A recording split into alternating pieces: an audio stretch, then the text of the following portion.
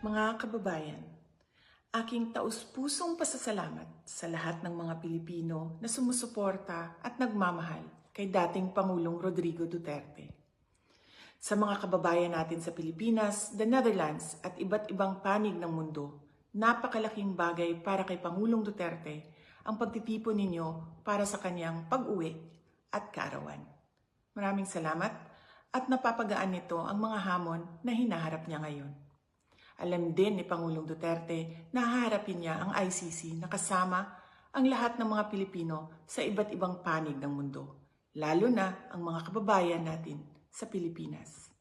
Sa kanyang pagdiriwang ng kanyang 80th birthday, huwag nating kalimutan na ipagdasal sa Diyos na sana ay biyayaan pa siya ng mas magandang kalusugan at mas mahabang buhay.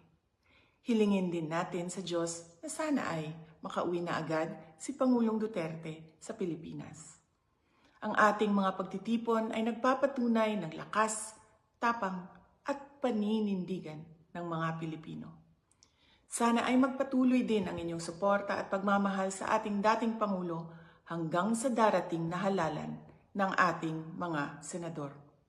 Sa inyong kaisog suporta o pag-ampo, kami nagasandig o naghinaot na atong makabot ang hustisya alang kang Rodrigo Duterte sa mga Pilipino ug sa atong nasod Pilipinas. Syukran.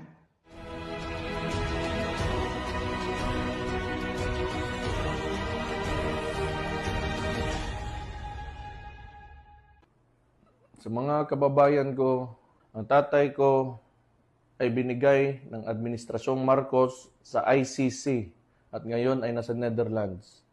Si PRRD ay isang Pilipino. Si Rodrigo Roa Duterte ay dapat, kung may haharapin siyang kaso, ay dapat dito, sa lupa natin, dito sa Pilipinas. Magpapasalamat ako kung nakikinig ka man ito ngayon. Ibig sabihin ay sumusuporta ka at nananalangin din na makauwi yung tatay ko dito sa Pilipinas.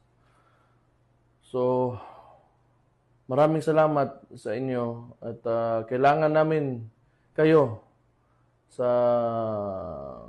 laban na ito. Hindi namin kaya kung wala kayo mga Pilipino sa likod namin. Mabuhay kayo at maraming salamat. God bless you all. Sa mga kaigsuunan kong Bisaya sa Pilipinas ug sa tibuok kalibutan, sa mga kababayan ko sa Pilipinas at sa buong mundo, pakatan katay manghuran ko Islam, maraming salamat po sa patuloy ninyong pagsuporta sa aming tatay na si Presidente Rudy Duterte. Maraming salamat din po sa pagsuporta niyo sa pamilya namin. Alam natin na si Presidente Rudy ay nasa mahirap na kalagayan dahil sa kanyang edad. Isa lang po ang inihiling naming pamilya, ang patuloy niyong pagdasal para sa kanyang kalusugan. Maraming salamat po at tuloy po ang laban.